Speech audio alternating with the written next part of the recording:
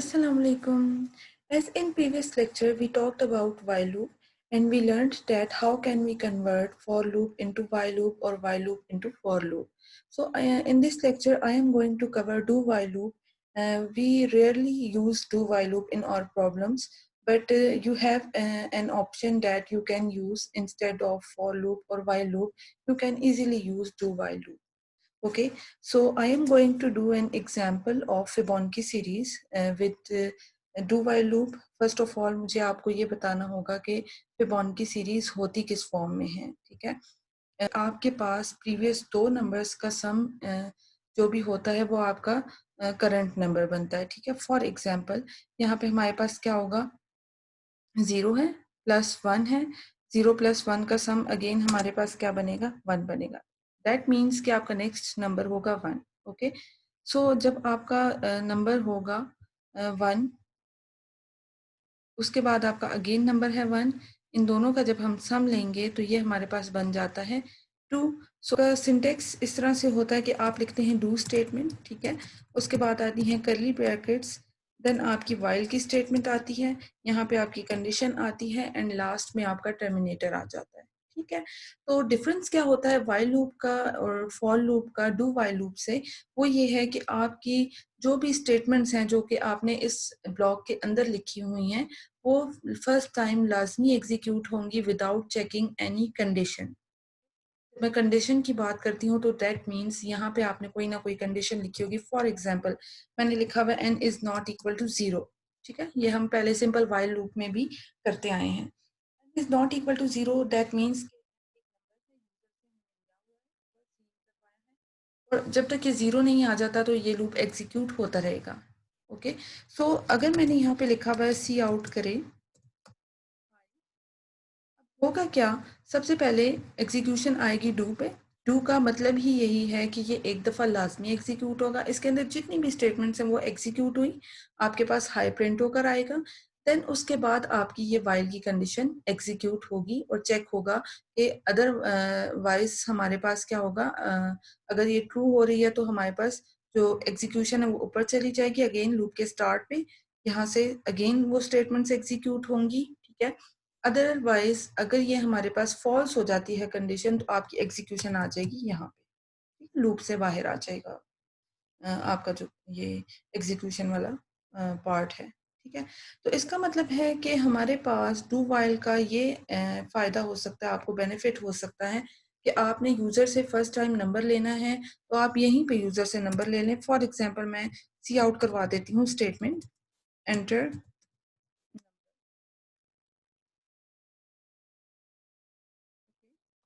तो यहाँ पे मैंने करवा दिया इसको सी इन एन, और एन पे अब उसकी बेस पे हाई आ रहा है, ठीक है, और एन पे अब हमने लॉजिक लगा दी, कंडीशन लगा दी कि अगर ये 0 नहीं है देन नेक्स्ट टाइम ये एग्जीक्यूट हो, अगेन ये स्टेटमेंट प्रिंट होगी और अगेन यूज़र से हम इनपुट लेंगे और फिर हम चेक करेंगे कि कंडीशन अगेन नेक्स्ट एग्जीक्यूशन के लिए, थर्ड टाइम एग्जीक्यूशन के लिए ये कंडीशन ट्रू होती है या फॉल्स होती है. अगर तो यूज़र ने 0 दिया हुआ होगा तो ये कंडीशन फॉल्स हो जाएगी, अगेन एग्जीक्यूशन ऊपर नहीं जाएगी.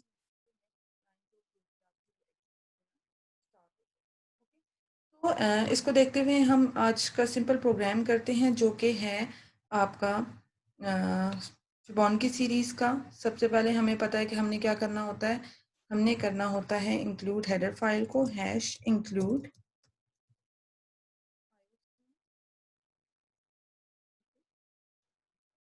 Using namespace std int main function. अब हमें क्या क्या चाहिए, फर्स्ट ऑफ ऑल मैंने बात की कि मेरे पास इस तरह से है कि जो फर्स्ट टू नंबर्स हैं 0 और 1 वो लाजमी होंगे, ठीक है. इसका मतलब है हमें एक वेरिएबल इसके लिए चाहिए. फॉर एग्जांपल मैं उसको नाम दे देती हूँ कि वो मेरा T1 के नाम से होगा, ठीक है. एक वेरिएबल मुझे इसके लिए चाहिए, इसको मैं कहती हूँ कि इस 1 का वेरिएबल नेम होगा T2. ओके, और एक नंबर हमें n चाहिए. n क्या नंबर होगा जहाँ तक हमने इस सीरीज को प्रिंट करवाना है, ठीक है. देन एक नंबर हमें इसलिए चाहिए होगा जो कि इन दोनों का क्या करेगा, सम फाइंड आउट करेगा. उसको हम नाम दे देते हैं कि वो होगा डिस्प्ले के नाम से, ठीक है। डिस्प्ले नेम मैं इसलिए रख रही हूँ कि आपके पास जो भी वेरिएबल डिस्प्ले होगा वो क्या होगा, करंट वेरिएबल होगा, आपका करंट नंबर होगा। ठीक है। अच्छा, ओके, उसके बाद हमने ये काम करना है कि लूप काउंटर भी लेना होगा कोई। हमने पढ़ा था प्रीवियस लेक्चर में कि हमारे पास लूप काउंटर होता है जो कि ये देख रहा होता है कि हमारे लूप ने कितनी टाइम्स एग्जीक्यूशन करनी है। ओके, तो उसके लिए हमें एक काउंटर चाहिए होगा, तो हम कहते हैं कि हमारा एक वेरिएबल नेम होगा काउंट के नाम से। आई के नेम से भी ले सकते हैं, मैं इसलिए रिजेम्बलेंस रख रही हूँ अपनी प्रॉब्लम से इन वेरिएबल्स के नेम की थे, और ताकि ये आपको इजीली अंडरस्टैंड हो जाए। ओके, सो हमारे पास टोटल कितने वेरिएबल्स हो गए, 1 2 3 4 5 वेरिएबल्स हो गए जो कि हमने यूज करने हैं। आगे जाके अगर हमें लगा और वेरिएबल्स की जरूरत होगी तो हम यूज करेंगे, अदरवाइज आपके लिए 5 वेरिएबल्स इस प्रॉब्लम को रिजॉल्व करने के लिए फिलहाल कंप्लीट है। ओके, सो हम स्टार्ट करते हैं अपना प्रोग्राम। सबसे पहले हमने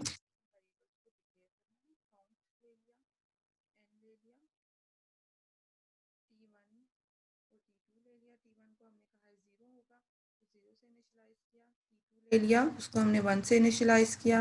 देन हमने एक डिस्प्ले वेरिएबल ले लिया, उसको हम कहते हैं कि अभी फिलहाल वो 0 है। सम की तरह ये वेरिएबल काम करेगा, जिसमें हम इनिशियलाइज 0 करवा देते हैं ताकि हमारे पास गार्बेज वैल्यू ना आए। ठीक है। ओके, सी आउट एंटर नंबर। हमें यूज़र से नंबर लेना है कि आप कहाँ तक जाना चाहते हैं सीरीज़ में। नंबर ऑफ टर्म्स, कितनी सीरीज़ की नंबर्स या डिजिट्स आपको चाहिए। हम करवा लेते हैं सी इन किस में, एन में। ओके, सो अब हमने क्या करना है, 1 बाय 1 फिबोनाची सीरीज़ को प्रिंट करवाते जाना है। सो हम कह देते हैं, सबसे पहले हम एंडल यूज़ कर लेते हैं।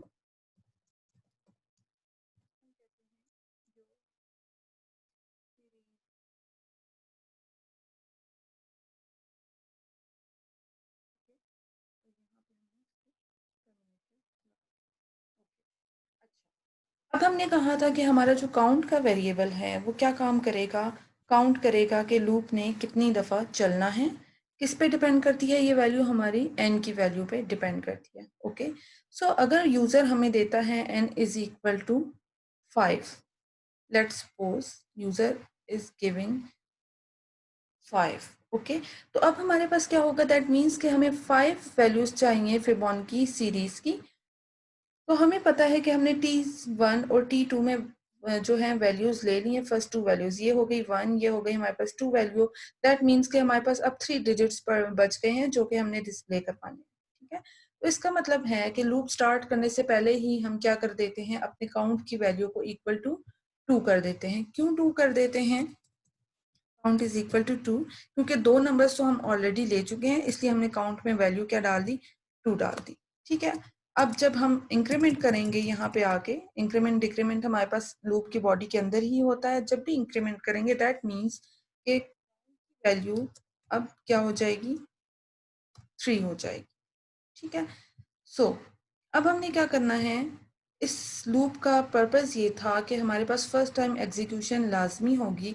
तो फर्स्ट टाइम तो हमें T1 और T2 एज इट इज चाहिए, 0 और 1 चाहिए। ठीक है, बट हम यहीं पे नेक्स्ट आइट्रेशन के लिए अपना सम फाइंड आउट कर लेते हैं।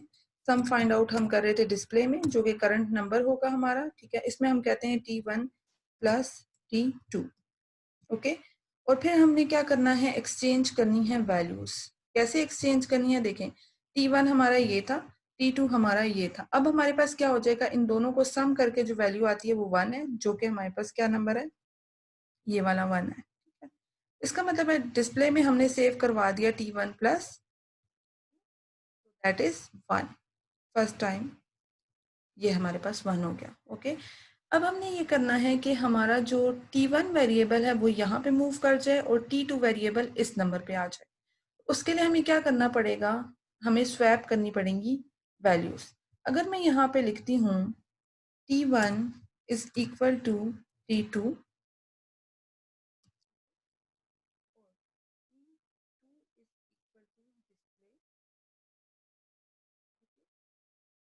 बस क्या होगा हम देखते हैं कि डिस्प्ले में पड़ा हुआ था 1, T1 में पड़ा हुआ था 0, T2 में पड़ा हुआ था 1। ठीक है, अब क्या हुआ, T1 में T2 की वैल्यू चली गई, मीन्स 0 रिमूव हुआ और T1 में अब आ गया है 1, और T2 में हमने क्या कर दिया, डिस्प्ले की वैल्यू भेज दी जो कि थी सम होने के बाद 1। ठीक है, अब हमने एक काम ये करना है कि हमने प्लस प्लस काउंट तो कर दिया, साथ ही हमने वैल्यू को प्रिंट करवा देना है, वैल्यू सी आउट हमने सी आउट करवानी है डिस्प्ले की, जो कि हमारा करंट वेरिएबल है, साथ में हम कहते हैं हमारे पास इंक्रीमेंट कर रहे हैं, इंक्रीमेंट का मतलब ये है कि 3 हो जाएगी वैल्यू, अब 3 के लिए लूप एग्जीक्यूट होगा। ओके, अच्छा अब देखते हैं नेक्स्ट टाइम हमारे पास क्या होगा। डिस्प्ले में हमारे पास आई हुई थी वैल्यू 1, T1 और T2 आगे मूव कर चुके हैं, ये हमारे पास वेरिएबल बन चुका है T1 और 1 वेरिएबल बन चुका है T2। दैट मीन्स कि दोनों में हमारे पास वैल्यूज अब पड़ी हुई हैं 1 एंड 1।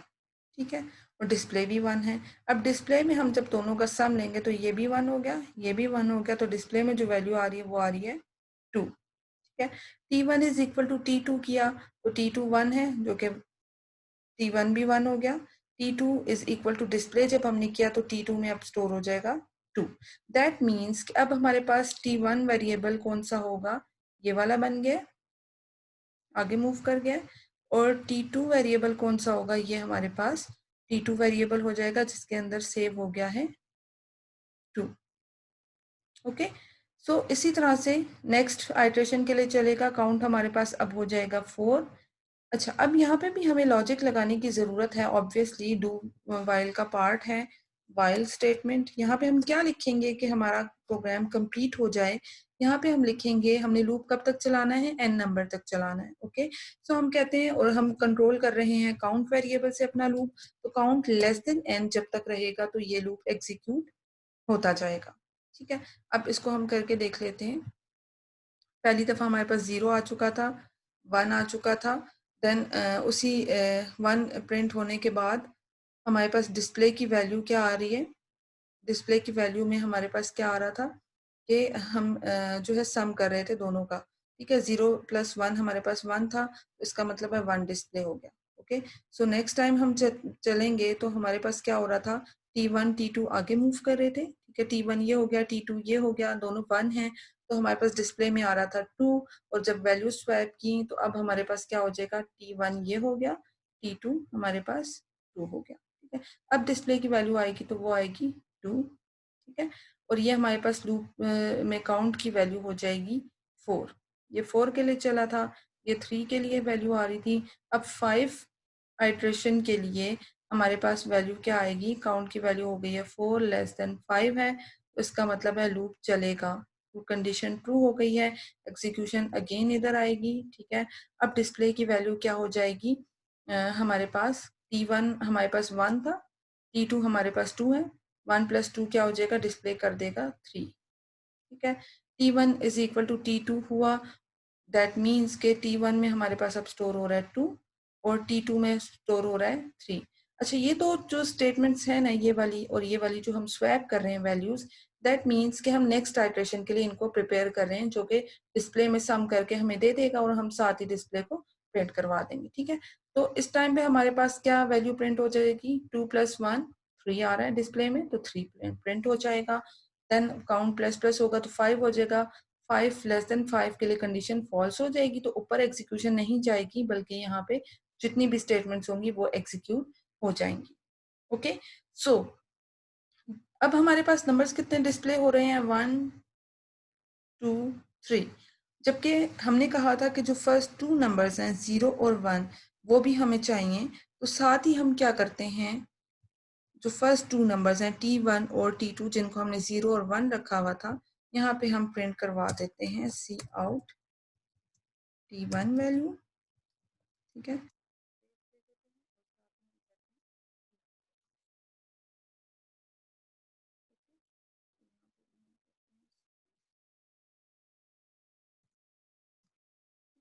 अब हमारे पास क्या होगा, फर्स्ट 2 वैल्यूज यहाँ से आ जाएंगी और बाकी की 3 वैल्यूज नीचे से आ जाएंगी। ठीक है, ये हमारा मेन का हो गया। इस पूरी को मैं क्लियर करती हूँ और अब इस प्रोग्राम को मैं आपको एग्जीक्यूट करके इसकी आउटपुट दिखाती हूँ। सो ये आपके प्रोग्राम की आउटपुट है। इसमें हम दे देते हैं, हमें चाहिए 7 टर्म्स तक चाहिए, तो आपकी सीरीज़ क्या हो जाएगी 0 1 1 2 3, 3 + 2 करेंगे तो 5 आ जाएगा, एंड 5 + 3 करेंगे तो 8 आ जाएगा। आप जितनी नंबर ऑफ टर्म्स चाहते हैं जो आप यूज़र से लेंगे, उतनी ही आपके पास उतने ही डिजिट्स की सीरीज़ आपके पास प्रिंट हो जाएगी। ओके, तो ये सिंपल प्रोग्राम था जिसके थ्रू हमने देखा कि डू वाइल लूप किस तरह से काम कर रहा होता है। मोस्टली हम यूज़ फॉर लूप कर रहे होते हैं, या नंबर ऑफ आइटरेशंस हमें ना पता हो तो हम वाइल लूप को भी यूज़ कर रहे होते हैं।